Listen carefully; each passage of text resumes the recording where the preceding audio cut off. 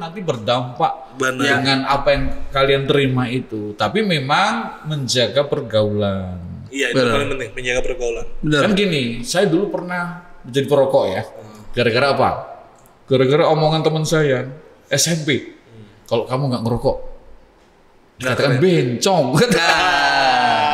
Pada bencong kayak banyak yang ngerokok, men.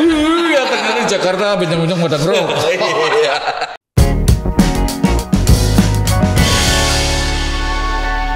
Pak Ari Nugroho. Welcome, Om. Thank you Om udah datang ke Villa Papen.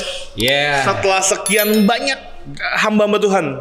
Pertama Pak Yonggi. Gembala. Gembala. Di Gembala. sembilan ya. Pertama ada Pak Yonggi, yang kedua ada Kang Riza, Kang Riza, ada Pak Pak Riki. sekarang Pak Ari Nugroho. Gembala-gembala yang lainnya akan menyusul gitu. Jadi guys, ini Pak Ari ini selaku gembala di GB Pamulang, GB Pamulang. host of Bread. Bread. Kenapa Om host of Rumah roti ya? Rumah Roti. Jadi ini ada juga istilahnya pendoa yang waktu Daud itu penglihatan. Dia berlihat bahwa saya dan istri saya itu membawa ini tampah istilahnya. Tampah itu apa kayak nampan gitu. Iya. Oke, nampan roti gitu ya. Dalamnya roti. Oke. Sedang bagi-bagi gitu. Wow. Jadi udah kita kasih nama House of Bread, tapi House of Bread itu kan sebenarnya Bethlehem. Bethlehem. Iya kan? Rumah roti. Iya, rumah roti. Jadi disitulah saya punya semacam visi misi bahwa orang-orang yang dari House of Bread ini nanti akan dipakai Tuhan seperti Daud. Oh iya. Yesus sendiri Yesus itu kan sendiri, dari ya. Bethlehem. akhirnya ada dampak lah kehadiran gereja kami di sana. Yes. Itu yang kami tangkap di situ. Tapi sebelumnya sebenarnya penglihatan dari Pak Ian almarhum. Suaminya Bu Omi tahu kan? Iya. Dia itu melihat gedung kami yang masih gor itu, yang tempat bulu tangkis ya. Iya. Jadi ini sejarahnya nanti kita bisa cerita kenapa bisa dibeli. Dia melihat gini, ada tiang awan di atas gedung itu sama tiang api. Oh. Tante Omi bikin tulisan di situ tahun berapa sih saya sampai lupa itu. Tapi saya masih nyimpan itu sebenarnya. Dia lihat ada tiang awan dan tiang api, di bawahnya ada orang lagi banyak berdoa. Nah disitulah saya mulai menjaga apinya Tuhan, supaya kan banyak sekali nih Pamulang nih gereja nih, sama waduh, Itu ini harus kemana ini kan? Hampir kayak Depok ya. Iya kan? Mau aliran apa aja ada. Wah, kadang-kadang rebutan jemaat bisa aja kan terjadi, maaf ya dalam tanda kutip ya. Iya benar. Bahwa tapi di sinilah saya mulai belajar, memang harus ada sesuatu yang khas lah. Iya. Terutama yang sudah dibawa oleh gembala pembina kita, Iya, Pak Niko, Restorasi Pondok Daud. Itu yang saya tekankan, saya kuatkan. Jadi ada doa pagi, doa siang, doa malam. Menjaga api itulah gitu. Oke. Karena kalau kita menikah nama Yesus kan banyak jiwa yang datang. Bener. House of Bread. Sempat bagi-bagi makanan ya Om ya? Wah, Sampai 5.000 ya katanya. iya. Dan bukan hanya roti, Om. Roti. Nasi Padang. Kalau Yesus itu dulu Selain adalah nasi, ya. roti dan ikan, ini nasi Padang nih. Itu dapat sesuatu ya. Saya kagum sama Yesus, memang ya harus kita kagumi memang. Iya. Di mana beliau Tuhan kita Yesus Kristus ini bisa membuat mujizat dari lima roti dan 2 ikan ini, bahkan itu diambil dari anak kecil kan. Anak kecil. Yang lain kamu cari makan, kami cari makan, pada bingung caranya gimana gitu ya. Saya mencoba aja gitu ya. Tuhan gerakkan, kamu harus kasih makan tetangga kiri kananmu, ya, artinya yang pemulung, yang kebersihan kota, yang ya kita lihat di mana nanti digerakkan nanti. Ya itu ternyata baru 1 tahun kita bisa ngasih 5.000 nasi bungkus. Tapi fix 5.000. Persis 5.000. Oh jadi benar-benar GB Pamulang ini House of Bread itu berdampak ya bagi sekitarnya ya. Iya. Nah kalau Sesuai visi misi ya. visi. Nah kan gereja Om di Pamulang itu udah mulai berdampak dan banyak sekali rupanya. Iya. Nah apakah emang Om tuh dari dulu ya punya panggilan sebagai hamba Tuhan? Oh iya. Atau emang kok biasanya kan orang nih, kalau biasanya artis-artis nih udah nggak laku nih, udah jadi hamba Tuhan lah gitu. Iya kan? Iya benar kan. Iya benar. Sempat terjadi tahun berapa itu yang krisis banyak pendeta, pengusaha jadi pendeta. Oh iya. Makanya dulu Banyak yang tutup om gerejanya. makanya dulu di kampus itu suka dibikin ada pendeta kejadian, ada pendeta keluaran. Ya, kalau saya memang terpanggil sebenarnya kalau boleh cerita flashback masa kecilku. Iya. Memang kami ini sebenarnya keturunan dari hamba Tuhan. Sama Tuhan. Jadi kalau di Alkitab tuh suku Lewi ya, Suku Lewi. melayani di bagian Iya. Tuhan. Iya. Jadi kakek nenekku tuh seorang misionaris sampai ke Papua, Iya. di suku Fakfak di sana. Terus ketika anaknya yang laki-laki dan perempuan dibawa meninggal karena malaria, dia balik ke Jawa. Oh, oke. Balik ke Jawa di Wonosobo ya, daerah Wonosobo. Dia menikah dengan orang Jawa sana, melahirkan bapak saya dan tante dan ya sekarang Pak D atau Bude ya istilahnya. Iya. Tapi yang terpanggil untuk meneruskan pelayanan yang saya namanya Sugondo itu cuma bapak saya. Oke. Nah, jadi bapak saya jadi guru Injil istilahnya dia, guru agama. Guru agama. Guru Injil. Di gereja juga merintis gereja Kristen Jawa. GKJ. Ya, Oke. GKJ. Karena kami tinggal di kota kecil, Parakan. Jadi pelayanan bapak saya itu di lereng Gunung Sindoro, di Desa Malatan, Meranggen, kemudian Candi Roto, kemudian Ngadirejo, Banjarnegara, Temanggung, daerah sekitar dari ini cukup jauh juga sih. Dan itu membawa dampak positif ke saya karena yang sering diajak pelayan itu saya loh. Oh. Jadi saya ini memang sejak kecil itu kelihatannya sudah pengen melayani gitu, tapi dengan caranya saya waktu kecil. Iya, oke. Jadi bapak saya itu kalau ngajak pelayanan, kita tuh masih pakai namanya sepeda kumbang. Beda kumbang. Oke. Ya. Iya. Itu pelayanannya biasanya di lapangan KKR, setel film bisu, film bersuara belum ada Jadi saya bagiannya muter itu. Wah. Oh bagi tugas ya. Nah, begitu gas. Kalau Jadi multimedia kok zaman sekarang. multimedia zaman sekarang. Kalau filmnya terang gitu kan itu sinarnya terang, tapi Iya. kalau meleret saya harus terus muter lagi gitu. Jadi multimedia zaman dulu tuh ototnya lebih gede ya berarti. Iya. Nge-gym gratis ya. Jadi bapak saya yang cerita ini yang disetel itu tentang Yesus gitu, Iya, tentang Yesus membuat mujizat, disalib, bangkit, naik ke surga. Itu Iya. film itu masih ada waktu itu. Dan bapak saya ngomong dalam bahasa Jawa ya, karena kita di orang Jawa. Nah, ternyata di situ dampaknya sampai sekarang luar biasa juga ya. Apa yang kita tabur. Nah, karena memang saya lama ngikutin bapak saya, ibu saya seorang bidan. Sekarang udah barang nggak ada, udah almarhum ya. Saya pernah merasakan hidup yang susah. Iya. Hamba Tuhan di desa tuh beda sama di kota besar. Iya. Tantangannya juga beda ya. Tantangannya juga beda. Tapi sebenarnya panggilan itu mau dimanapun, mau di desa, di kota ya harusnya ya pemikiran kita tetap percaya bahwa Tuhan itu Iya. menyertai kita, Memelihara. mencukupi kebutuhan kita. Tapi karena kita masih kecil, butuh sekolah, butuh kuliah, itu kebanyakan secara faktanya itu memang ibu saya yang membiayain. Oke. Begitu. Jadi kita anggap bapak ini ya sudahlah pendeta yang gajinya kecil, Iya. susahlah membuat kita juga. Iya. Ini ya suatu saat pernah kan saya mengalami pengen waktu habis SMP kan kita biasanya perpisahan gitu kan. Kita mau pergi kemana, tapi bapak saya nggak bisa biayain sama ibu saya. Jadi saya nggak bisa ikut. Lah di situ sedih gitu ya, sedih masih SMP ya. Iya. Kok bapak saya nggak bisa mampu begini. Jadi saya udah nggak mau jadi pendeta sebenarnya. Saya pengen saya menjadi orang kaya aja, punya uang, insinyur lah. Kalau saya nanti ke kota besar, saya nggak mau jadi pendeta. Iya. Udah ada pemikiran. Iya. Karena melihat Keadaan. fakta, kondisi. Tetapi ternyata panggilan itu ya memang bukan dari kita sih yang milih Jadi Tuhan yang memilih kita, bukan kita yang memilih dia. Benar. Jadi kemanapun kita lari, kita diberi kesempatan juga bisa bekerja, tapi panggilan itu ternyata terus menarik saya untuk suatu saat mengambil keputusan full time, full heart. Nah, keputusan Full itu, time, full heart. iya, bukan full time saja ya. Full time kan nanti gak ada kerjaan, bingung. Harus full heart. Full heart. Jadi waktu itu saya dalam kondisi pernah bekerja di perusahaan yang kontraktor, bangun rumah. Nah, perusahaan itu sudah selesai, kantor kita pindah di Jalan Sudirman. Zaman itu tahun hampir mau krisis itu ya, bayarnya masih pakai dolar.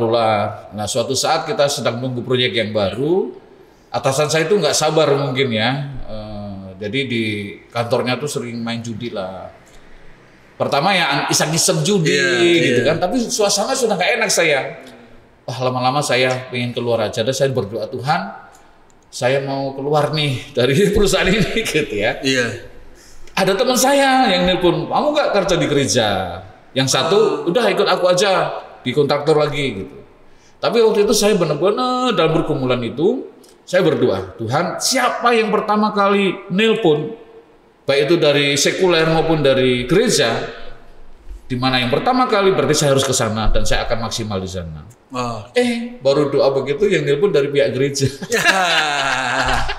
Waktu itu di Successful Bethany Feminist, GBI Bethany. Waktu itu Pak Niko yang menjadi gembala yang merintis di Wisma Karsa. Itu masih GBI Bethany ya, Om? Masih. Belum Bethany Church itu. Belum. Masih GBI Bethany, masih ada Pak Alek Abraham, Pak Arifin, Pak Niko. Ya kita kerjanya itu di Modisa di Melawai. Itu Modisa itu orang yang jual beli baju-baju brand gitu ya. Ya kita ngantornya di lantai atas. Saya di bagian keuangan di sana. Nah, saya dipanggil itu karena dari pihak gereja yang udah nelpon. Malah saya ditempatkan di bagian keuangan. Jadi membantu teman saya itu, waktu itu bendaranya masih papanya Pak Niko, opanya. Disitulah saya udah komitmen gini loh, Tuhan, saya tidak akan melayani siapapun, meskipun ada banyak hamba-hamba Tuhan yang senior, saya akan melayani Tuhan saja. Jadi ya udah saya setia di situ. Bagian saya di admin keuangan, yang bikin laporan itu loh, perpuluhan, uang masuk, uang keluar, kadang store ke bank. Padahal di Melawai itu kan zaman dulu ngeri juga ya kalau sekarang ya. Kalau saya bawa uang banyak itu store ke bank, tiba-tiba kalau dirampok kan ngeri juga. Tapi itu perlindungan Tuhan luar biasa. Karena saya melayani Tuhan, jadi bagian apapun yang saya tekuni, saya konsisten. Nah disitulah mulai panggilan itu. Full time dan full heart di Modisa di gereja GBI Bethany. Pak Niko awal-awal ya. Iya, Pak Niko awal. Jadi kalau sekarang tak hitung-hitung itu awal-awal kan berdirinya Bethany itu kan 88 ya. Saya sekitar 91 lah, 92. Masih muda. Nah itu. Masih muda nih. Umuran berapa waktu itu? Saya masih umur sekitar, saya kan gelar 63 ya. Kemudian sekitar saya umur 27 28 lah. Nah, 27 28 kan itu kayak masih produktifnya ya. Maksudnya apalagi kalau gimana respon Om ketika lihat mungkin teman-teman Om udah ada yang jadi pengusaha, ada yang jadi ini. Nah, sedangkan Om nih jadi hamba Tuhan nih. Intinya gitu nih, yang istilahnya kalau mohon maaf kalau misalkan masalah finansial tuh pasti di bawah mereka kan gitu. Karena waktu itu gaji saya masih ingat 300.000 no.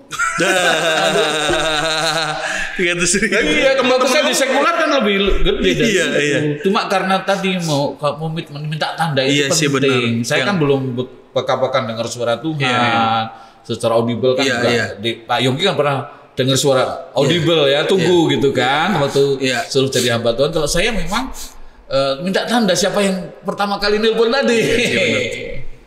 Nah itu saya udah konsisten di situ. Ternyata emang udah calling ya dari awal tuh udah panggilan banget. Kalau memang dari gereja saya akan sepenuhnya menyerahkan hidup saya di situ. Apapun konsekuensinya menjadi ya waktu itu belum dianggap hamba Tuhan ya, masih karyawan full timer kali ya. Full timer sampai saya ikutin semua program di sana. Sampai itu dari guru sekolah minggu, penjaga konter saya. Penjaga konter no. Tanpa PK lu no. Nah itu dari penjaga konter ibadah pagi sampai sore. Ya. Berapa kali ibadah itu waktu itu? Waktu itu 5 kali kalau nggak salah. Udah 5 ya. Jadi kalau pagi-pagi ini kan masih kosong gedung itu kan, kursi udah tersusun. Saya itu bagiannya ngelapin ngelapin mejanya mimbar, sama nyiapin air aqua. Lah waktu masih kosong itu, saya bisa berdiri di atas mimbar itu masih cuma belum pada datang, pengerjaannya belum pada datang. Saya bisa ngomong gini, bertobat. Di situ saya beriman ya Om. Mungkin Tuhan tahu pengen jadi pendeta ya. Tapi emang kalau dilihat dari kakek gitu, dari bapak itu benar-benar emang Om nih bisa dibilang tuh keluarga hamba Tuhan lah ya. Emang digariskan sebagai hamba Tuhan gitu. Jadi memang masa-masa nakal tuh kayaknya ya jarang ya, nggak ada masa lalu yang terlalu hitam kelam itu. Saya lewati dari kecil tuh memang sudah takut akan Tuhan. Waktu ke gereja ini bapak saya bilang, bapak saya lagi khotbah, kamu jangan lari-lari ya, pokoknya diam duduk gitu. Namanya kan bapak saya lagi khotbah, saya ikut terus, pengennya ikut ke gereja terus, sampai saya maaf ini kebelet ini pipis.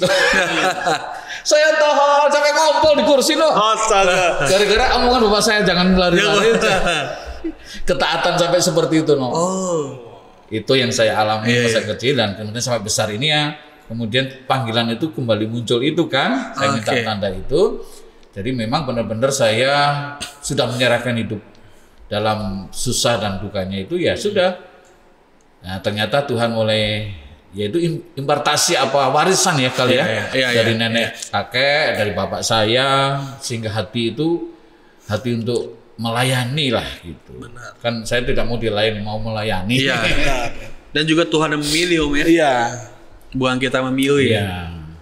Untuk sampai Om bisa sampai jadi gembala pertama kali itu kira-kira.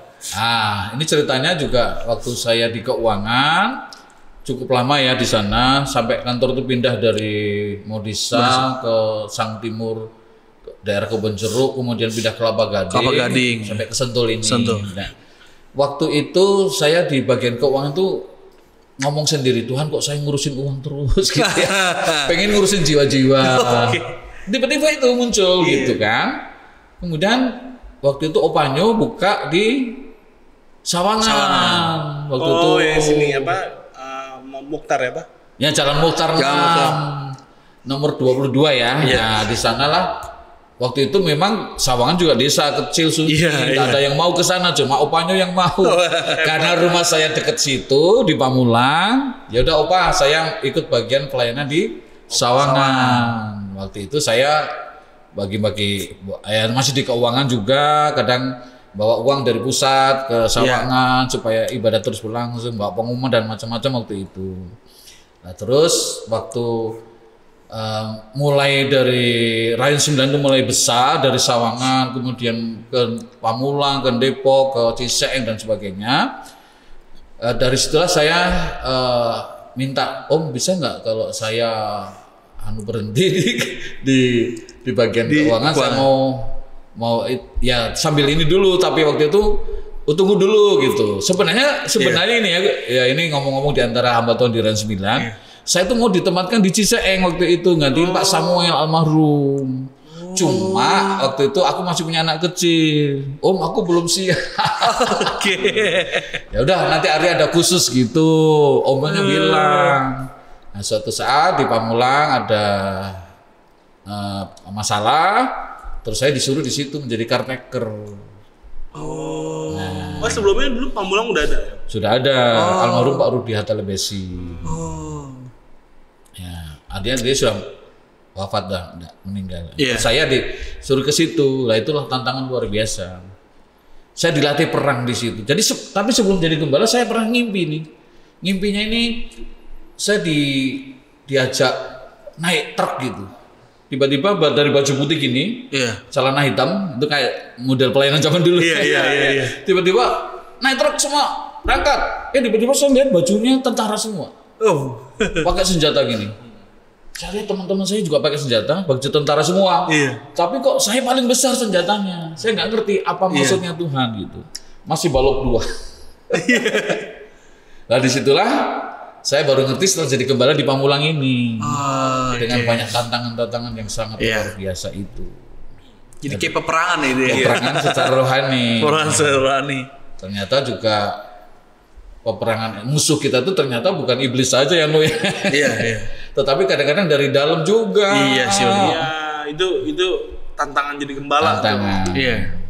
Nah, ini kan juga dengar nih kalau Pak Yongki itu suka ngomong nih, Pak Ari ini nabi gitu. Karena Pak Ari ini sempat dapat beberapa pernyataan gitu kan. Iya. Yang apalagi yang Pak Yongki itu pernah ke Ungaran gitu ya. Nah, Pak Ari ini pernah dapat katanya pas Pak Yongki kedua kali Bait Allah tuh terbangun di gereja ini. Nah, itu gimana ceritanya? Itu unik ya kan ceritanya. Jadi waktu itu Pak Yongki masih 40 hari ya, sendirian ya. Pak Hari sendiri yang pertama. Ya, waktu itu tiba-tiba ya, saya bersama Pak Almarhum Susilo di mobil Opanyo. Tiba-tiba tuh, ya nggak tahu kenapa saya ngomong aja, Roh Kudus ngomong begini, Opa, itu Pak Yongki naik ke gunung Tuhan di Getsemani. Itu seperti Musa naik ke gunung Tuhan selama 40 hari. Tetapi ada peristiwa lembu emas loh Opa gitu saya bilang. Nah, saya sampaikan aja begitu. Itu Om dapat langsung dari dia. Iya, saya ucapkan gitu. Peristiwa di Depok itu kan kemudian Opa ingat itu, Pak Yongki ingat yang disampaikan Opa, ya itu yang terjadi waktu itu, yang disembah-sembah itu kan. Iya.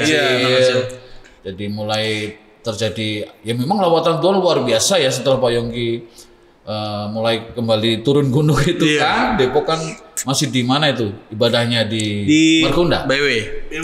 Bumi Nyata ya? Bumi Nyata. Iya, lah disitulah lah mungkin tahu kisahnya. Jadi saya hanya menyampaikan saja waktu itu. Jadi memang ada beberapa hal ya, kalau ya istilahnya tuh mungkin kalau Tuhan berikan karunia ya tiba-tiba aja sih. Tidak bisa direkayasa gini-gini, nggak bisa, bukan. Seperti misalkan ketika Pak Yongki mau bikin di RP ini pas saya juga ketemu lagi jadi begini, saya itu kalau waktu itu memang pergumulannya tuh kalau mau lari doa itu di Getsemani waktu itu. Karena meskipun di tempat lain itu juga banyak rumah doa, ada orang yang berkata kan doa bisa di mana saja gitu. Tapi saya kan pingin kusuk gitu ya, artinya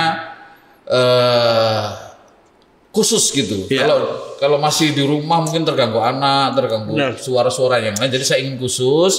Waktu itu sama Pak Yongki untuk gimana nih Ran 9 gitu kan. Jadi di sanalah saya berdoa sama Pak Yongki juga waktu itu mengambil keputusan tentang waktu Pak Yongki dapat visi TDRP itu, ya kita sudah dapatkan sesuatu juga, banyak hal yang kita dukung dalam doa dan peristiwa yang mungkin sangat kemudian mulai terwujud itu kan cukup lama ya, visi itu kan progresif ya.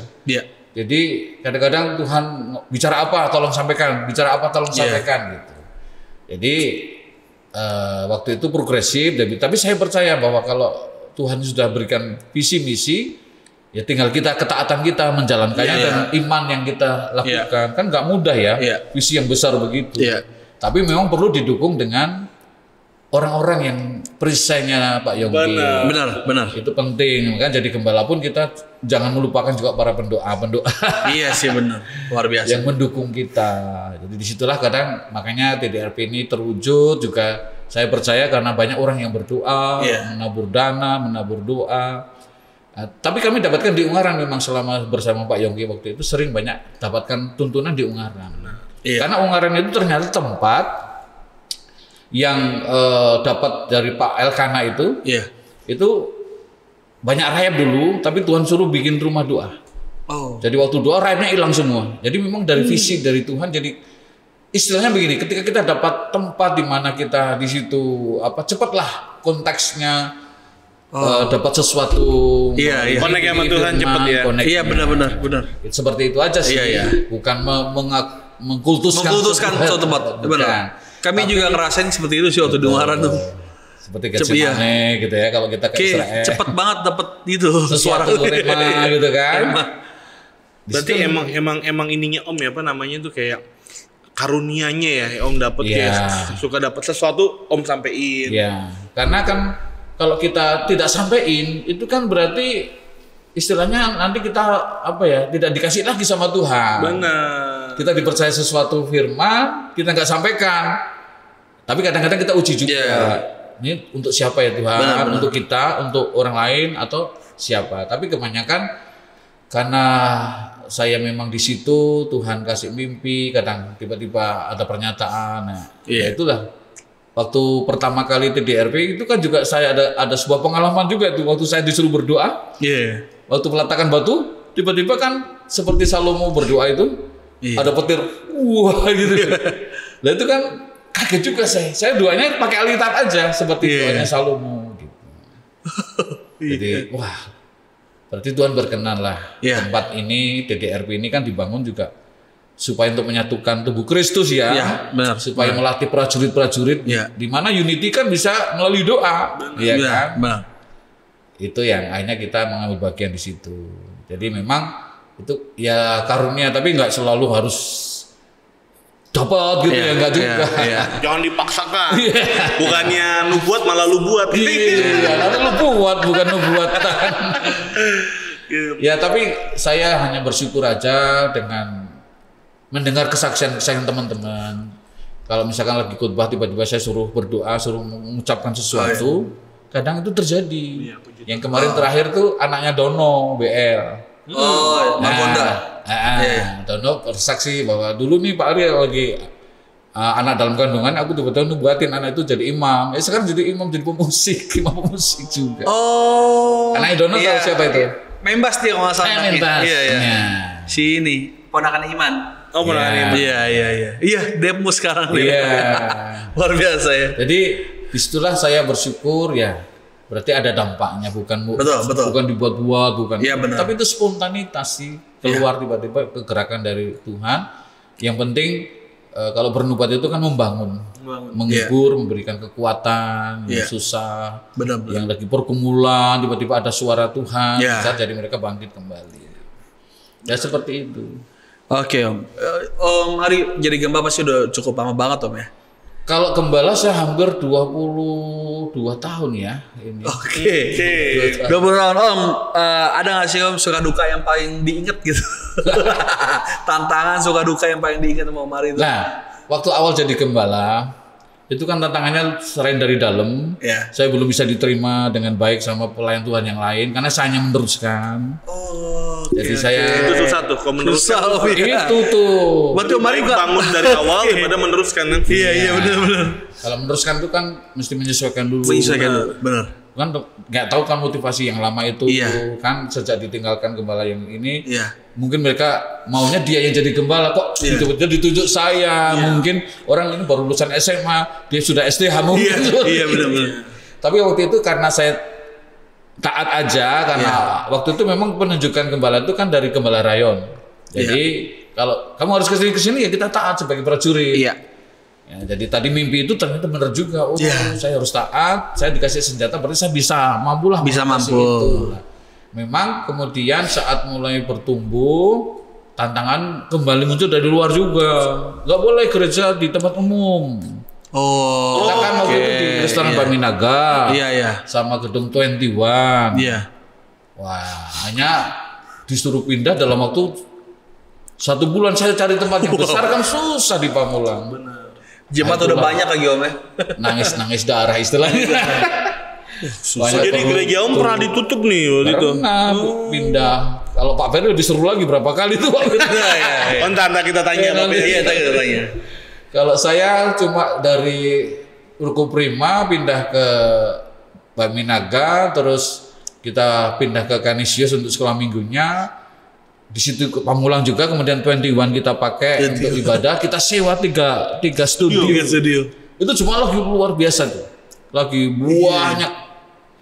Gereja Betania waktu itu lagi istilah naik daun lah. Lagi naik daun ya benar. Tapi itu sebenarnya lawatan Tuhan ya, roh Tuhan. Nah akhirnya kan tiba-tiba disuruh pindah ya susah kita cari tempat. Akhirnya disitulah, waduh nggak gampang ya. Saya pikir mungkin pemikiran saya, maaf dalam tanda kutip dulu jadi pendeta enak nih di kota gitu ya. Ternyata tantangannya beda. Nah itu Om, banyak yang berpikiran seperti itu. Apalagi kayak kita anak muda ya, yang belum pernah bergembala, dipikir enak jadi gembala. Gitu. Ceritain aja Om. Ternyata kita harus manajemen hati kita dulu. Iya benar. Jadi bagaimana kita mengatasi tekanan? Ternyata tekanan itu setelah kita lewati baik adanya. Membuat kita cepat dewasa. Iya. Nah itu ternyata Tuhan latih saya waktu masih kuliah. Oh. Jadi karena saya sempat kuliah itu kan support dari bapak saya kan sedikit sekali uangnya. Jadi saya cari tempat kos yang sederhana. Nggak pakai kasur, nggak pakai AC. Lampu berapa watt aja. Jadi saya kalau setrika baju, saya tidur ini baju saya loh. Kalau makan, saya cari warung yang murah. Jadi kalau pas habis kirimannya telat, Bu, makan nasi sama kuahnya aja. Saya sering puasa di situ. Selama kuliah itu, tapi di situ membentuk saya tetap tahan gitu. Ternyata cepat dewasa. Jadi jangan takut kalau kamu mengalami problem masalah tekanan. Jangan menghindar. Ya, itu membutuhkan dewasa Om ya. Itulah sebuah membentuk kedewasaan. Tekanan mendewasakan. Pemikiran kita jadi benar. Oke. Jadi modal kuliah bisa dipakai buat modal jadi gembala waktu itu ya? Enggak, itu ke proses ya. Proses ternyata apapun yang pernah kita alami masa dulu, itu membawa kita untuk lebih baik. Iya, benar. Benar. Seperti itu. Jadi sampai itu setelah saya bisa melewati itu, akhirnya dapat gedung GOR. Itu gedung bulu tangkis itu. Kebeli ya? Nyewa, iya. Itu anak-anak mudaku luar biasa militan juga sih. Dia kalau ini ngeset sound system itu jam 1 pagi nunggu orang badminton selesai. Wow. Itu dulu perjuangan soundman gitu tuh. Iya. Perjuangan soundman ya. Zaman-zaman belum ada fasilitas yang. Ya. Kita masih bongkar lagi, minggu berkumpul lagi. Suaranya kan gaung tuh. Sampai di komplain juga. Wah, itu lu sudah dapat tempat yang seperti ini, dikomplain sama RT-nya, sama warga yang sudah lama di situ, gereja yang lama, jadi bisik, gitu dia. Iya. Aduh, saya cuma ngelus dada gitu ya. Tapi kemudian kayak doa di Ungaran itu, jawaban mulai ditawarkan, tiba-tiba suruh beli. Wah, ini suruh belinya ini nih. Uang nggak ada loh.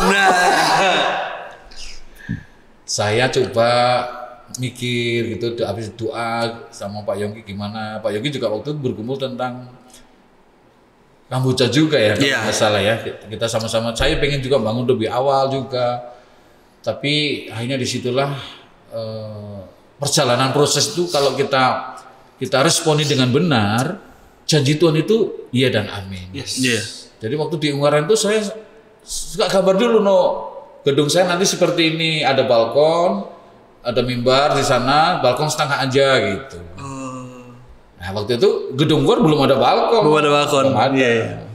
Setelah ditunda 3 tahun, pemiliknya udahlah, Bapak kalau nggak mau beli ini, udah nih ada mau beli nih. Wah dia rame-rame nih, saya doa lagi Tuhan, akhirnya puji Tuhan terbukalah, kita bisa kumpulkan dana 850 juta, 700 juta kita pinjam ke Bank Jasa waktu itu, kita cicil 7 tahun. Sambil renov. Puji Tuhan lah, waktu itu sangat sulit juga permintaan yang punya gedung itu. Pak Ari saya akan pindah, kalau Pak Ari juga bisa carikan saya tempat. Waduh.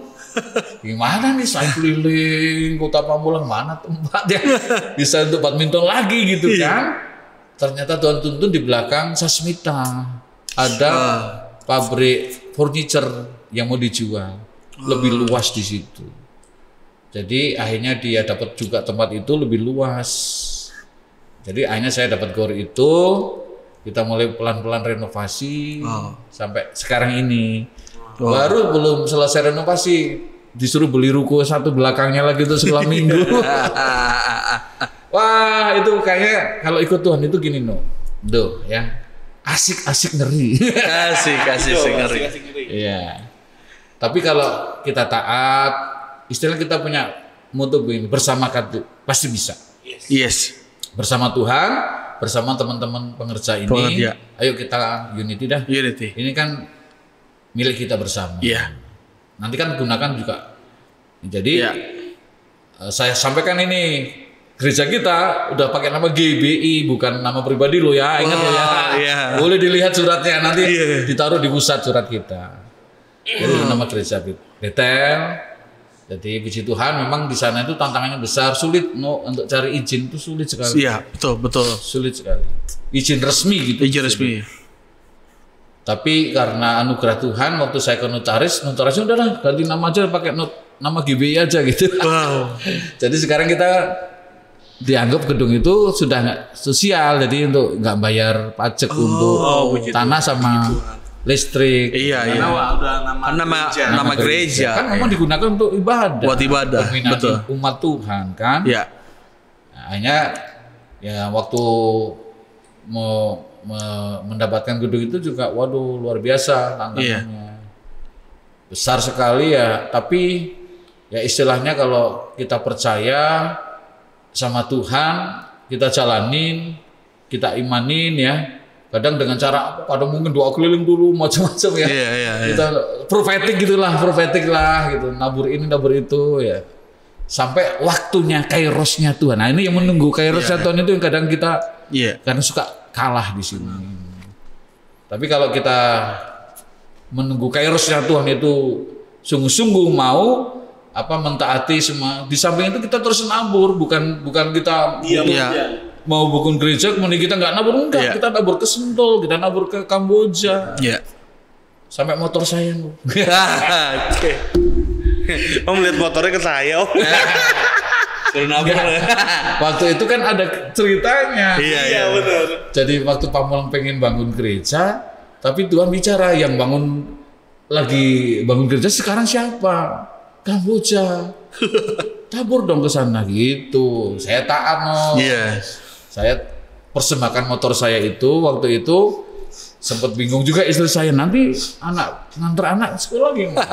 Pelayanan gimana? Loh, jujur ya, kalau maaf dulu waktu nama Successful Bethany Family, kalau saya pelayanan pakai motor tuh nggak dilihat Iya benar ya.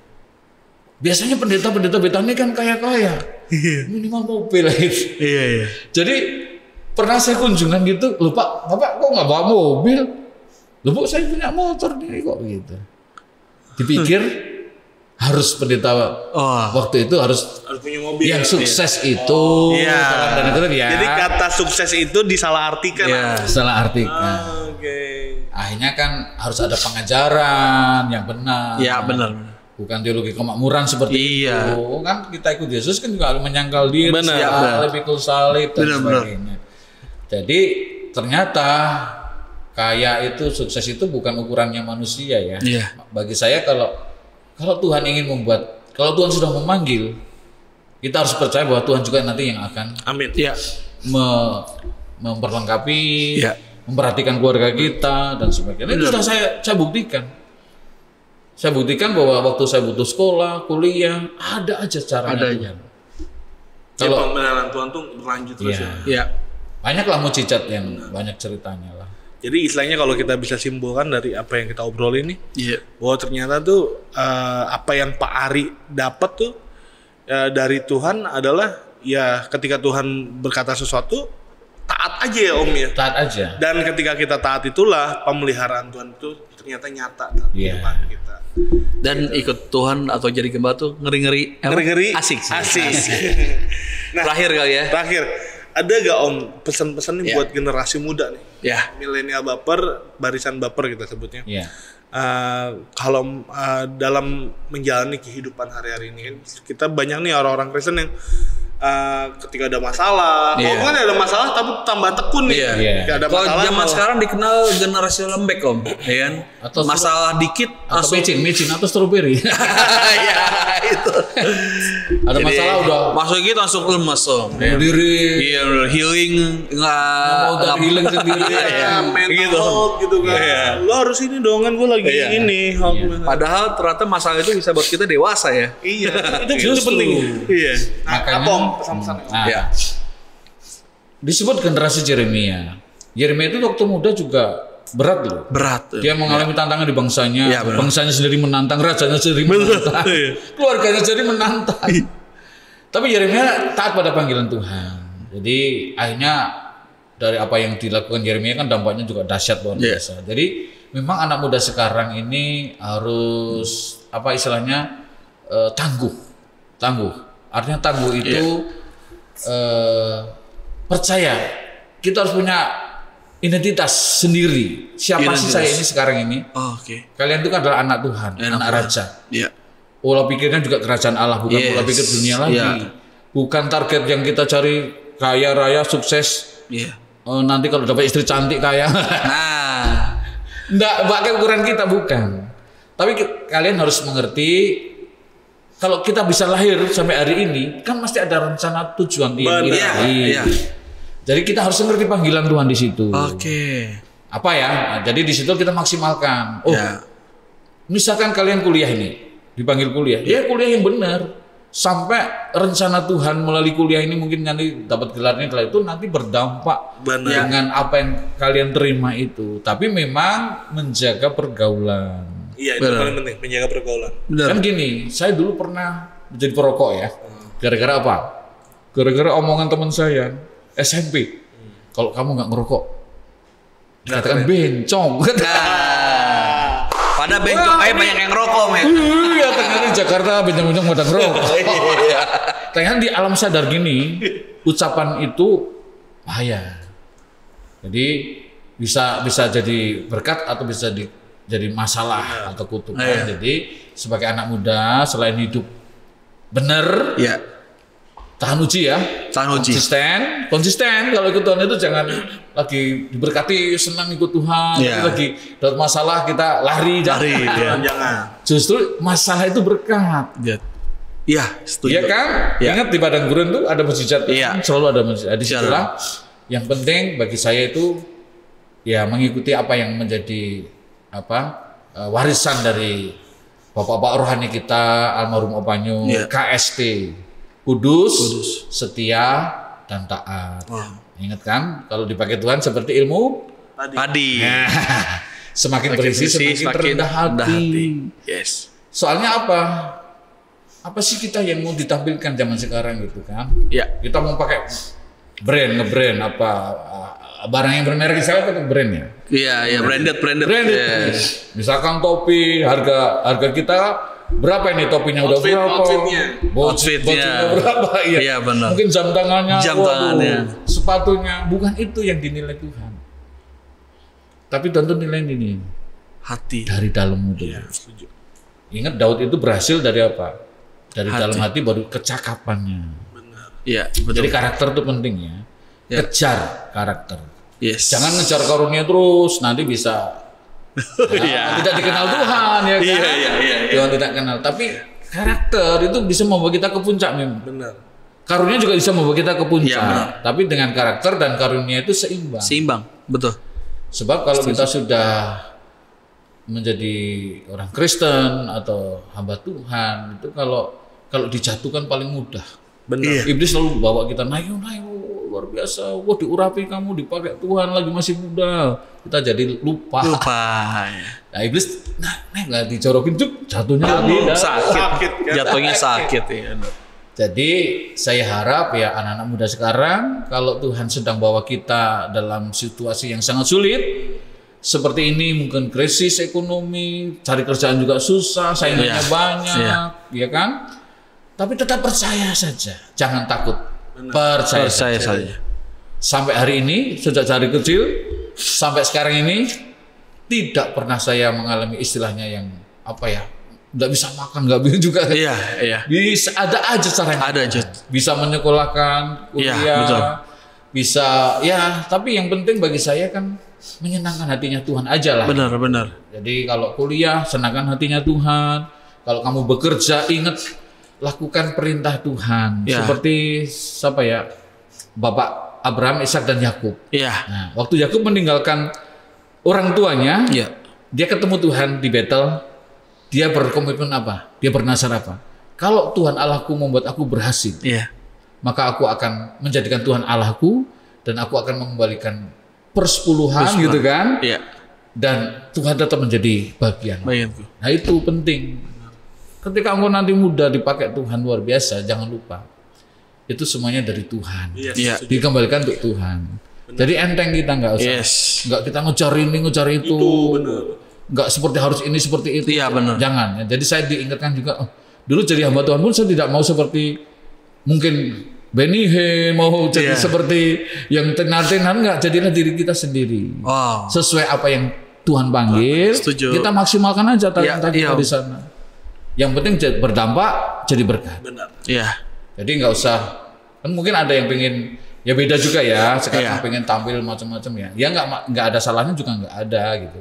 Tapi yang penting jadi berkat aja gitu. Benar. Yes, setuju. Jadi pesannya punya karakter, jadi berkat. Jadi berkat. Ya, berkarakter lah anak ini ya. Jadi jati diri sendiri. Oke, waduh, thank you banget Tom, insightful. Sudah dikasih kesempatan buat ngobrol. Sama. Terima kasih banyak bagi teman-teman nih di tahun 2023. Tetap jangan lupa subscribe, like and comment. Oke, sampai jumpa di Benar Baper berikutnya. Tuhan Yesus memberkati. See you.